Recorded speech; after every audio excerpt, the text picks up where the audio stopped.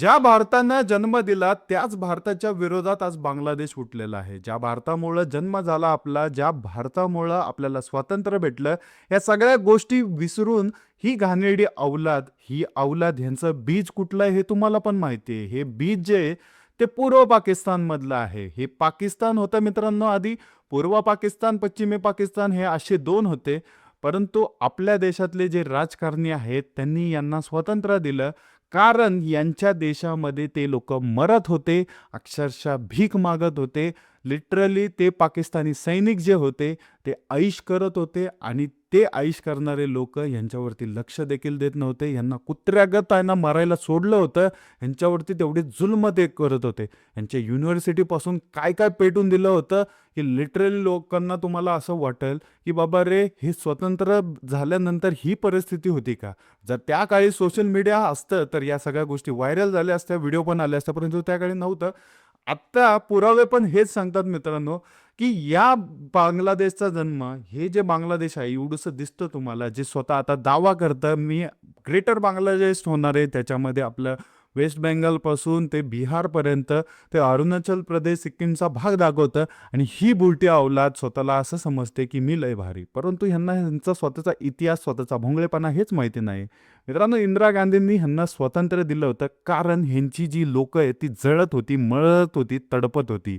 अक्षरशः ह्यांच्या देशामध्ये एवढ्या घाणेरड्या गोष्टी चालल्या होत्या की जे पाकिस्तानी सैन्य होतं ते ह्यांच्यावरती जुलम करत होतं, लोकांना मारत होते, कुत्र्यागत ह्यांना मारलं जात होतं. मग याच्यामध्ये आपल्या देशामध्ये जे हे असतं ना, एक काय म्हणतात, चांगुलयपणा आपल्या भारतामध्ये खूप आहे. मग ह्यांना आपण मदत केली, युद्ध झालं, त्या युद्धामध्ये हा बांगलादेश स्वतंत्र झाला. मित्रांनो, हा बांगलादेश स्वतंत्र झाला त्याच्यामध्ये ह्यांची जे पाकिस्तानी सैन्य होते, कित्येक सैन्यांनी सरेंडर केलं आणि त्यानंतर घडला हा बांगलादेश. परंतु ज्यावेळेस सुरुवातीला हा घडला त्यावेळेस त्यांची सत्ता होती मुजीबुर रहमानच्या हातात. त्याच्यानंतर ती सत्ता त्यांच्या मुलीपर्यंत आली. परंतु ही सत्ता भोगत असताना मुजीबुर रहमानांना पण मारण्यात आलं आणि या गोष्टीमध्ये ज्या झाल्या त्या अत्यंत वाईट झाल्या. मित्रांनो, मुजीबुर रहमान यांच्याच मुलगी जे आहेत शेख हसीना, त्यांना देखील मित्रांनो या लोकांनी पळून लावलं. तिथं बंड करण्यात आलं. तिथले जे लोक आहेत त्यांच्या असेंब्लीमध्ये शिरले, त्यांच्या त्या घरामध्ये शिरले. इवन त्यांच्या अंतर्वस्त्र जे असतं मित्रांनो ते देखील या लोकांनी बाहेर काढलं. या लोकांच्या घाणेरडापणाने लायकी याच्यावरनं सिद्ध होते. विचार करा मित्रांनो, तुमच्या पंतप्रधानांचे अंतर्वस्त्र ज्या महिला आहेत, तुम्ही ते शो करता, ते बाहेर दाखवता ते लोकांना की या ठिकाणी, आणि ह्यांचेच जे दुसरे पॉलिटिशियन आहेत जे विरोधी होते त्यांना ह्यांनी गादीवर बसवलं. आणि त्यानंतर मित्रांनो हे 1 ते 1.5 वर्षामध्ये जे घाणेरडापणा बांगलादेशमध्ये सुरू आहे तो अत्यंत लाजिरवाणा आहे. मित्रांनो, आपल्या हिंदू लोकांना मारलं जातंय, हिंदू लोकांचा आवाज दाबला जातंय, त्यांच्यावरती अन्याय होतोय. आणि त्या मोर्चामध्ये शेख हसीनाच्या विरोधामध्ये ज्या ज्या हिंदू लोकांनी पार्टिसिपेशन केलं होतं ते आजकाल ओरडतात आहे की आमच्यावरती अन्याय होत आहे. एक मुलगी मित्रांनो जी स्वतः त्या मोर्चामध्ये सामील होते ज्यावेळेस शेख हसीना ज्या पंतप्रधान होत्या त्यांच्या विरोधात लोकांनी आक्रमकतेचा इशारा घेऊन तिथल्या घाणेरड्या लोकांनी जमले, त्यांच्यावरती आक्रमण केलं. त्याच्यामध्ये एक मुलगी होती, ती मुलगी यूट्यूबर मित्रांनो, ती त्यावेळेस तिचा विरोध करत होती, परंतु आज तिच्यावरती ही वेळ आलेली आहे. ती हिंदू आहे आणि हे लोक तिच्या घरापर्यंत आले, त्यांना मारतात आहे, त्यांच्यावरती अन्याय होतात आहे आणि आता ती व्हिडिओ टाकते आहे, ती बोलती आहे लोकांना, हे आम्हाला वाचवा. मित्रांनो, हे झालं एक एक्झाम्पल. एवढंच नव्हे, आपले जे मित्रांनो एक ह्याच्यामध्ये सगळ्यात वाईट घटना जी आम्ही बघितली की आपला एक हिंदुत्ववादी तरुण, त्याला ह्यांनी झाडाला बांधून जाळलं, जे की अत्यंत दुर्दैवी घटना होती मित्रांनो. ती बघितल्यावरती प्रत्येक तरुणाच्या मनामध्ये थरकाप उडल, तळपायाची आग मस्तकाला जाईल, असं ते कारण होतं. ते बघितल्यावरती, तो सोशल मीडियावरती व्हिडिओ व्हायरल झाल्यावरती प्रत्येक हिंदुत्ववादी विचारांना एक असं ताकद भेटली की ह्यांना आपण नष्ट करून टाकूयात आणि आपले जे हिंदूवादी लोक आहेत त्यांना घेऊन आपण आपल्या भारतामध्ये यावं. आपल्या सरकारकडे सगळे विनंती करतात की जेवढे पण आपले लोक आहेत त्यांना घेऊन या, कारण ही घाणेरडी लोक आहेत, ह्यांचं डोकं जे आहे ते सडलेलं आहे, अत्यंत वाईट लोक आहेत ही. ह्यांना सोबत राहणं, तुम्ही एक विचार करा ह्यांची मेंटॅलिटी किती खराब असेल की स्वतःच्याच पंतप्रधानांचे अंतवस्त्र जे असतील, त्यांच्या ज्या गोष्टी असतील ते घेऊन लिटरली बाहेर येतात ते तमाशा दाखवतात ते लोकांपर्यंत ते पोहोचतात ते एवढं घाणेरडापणा त्यांचं चालू आहे. त्याच्यावरनं तुम्ही विचार करा ह्यांची लायकी काय असेल आणि हे किती मागासलेले, किती तुच्छ लोकं आहेत. आणि हे लोकं आपल्या हिंदुत्ववादी किंवा हिंदू लोकांवरती अत्याचार करतात आहे, अन्याय करतात आहे. मित्रांनो, सरकारकडे एवढीच विनंती राहील, की ह्यांना कुठल्याही परिस्थितीत आपले जेवढे पण हिंदुत्ववादी लोकं आहेत, त्यांना आतमध्ये आणा, आपल्या भारतामध्ये आणा आणि आपल्या भारतामध्ये जेवढे पण बांगलादेशी मादरचोद आहेत, त्यांना बांगलादेश हा जो बांगलादेश आहे ना घाणेरडा, त्यांना पळू-पळू बाहेर काढा, मारू-मारू बाहेर काढा. कारण आमच्या लोकांवरती तुम्ही अन्याय करता, तर आम्ही तुम्हाला शोधून त्या प्रकारे अन्याय केला, तर तुमच्याच काहीतरी लोकं आम्हाला हे करतील, आम्हाला बोलतील. त्यामुळं ह्या सगळ्या गोष्टी करण्याआधी आपण एक स्पष्टपणे बोलूयात, की सरकारला विनंती आहे, की ही जेवढी पण भारतामध्ये पसरलेली घाण आहे, ह्या घाणीला तिकडं ढकलून द्या. त्या बांगलादेशमध्ये जाऊन द्या.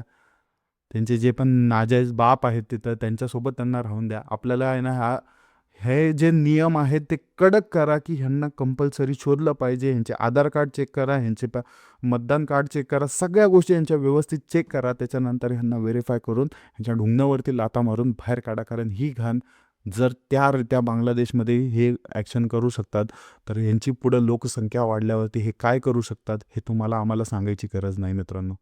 एवढंच नव्हे, जे घडतंय, जे झालेलं आहे ते अत्यंत वाईट आहे आणि ह्या बांगलादेशला ज्याला आम्ही जन्म दिला, ज्याला आम्ही पैसा प्रोव्हाईड केला, सगळ्या गोष्टी आम्ही त्याला प्रोव्हाईड केल्या, त्या बांगलादेशला कुठंतरी थांबवायची वेळ आलेली आहे आणि त्यांना कुठंतरी सांगायची वेळ आलेली आहे, की तुमची ही लायकी आहे, हरामखोरांनो तुम्ही लायकीत राहावा.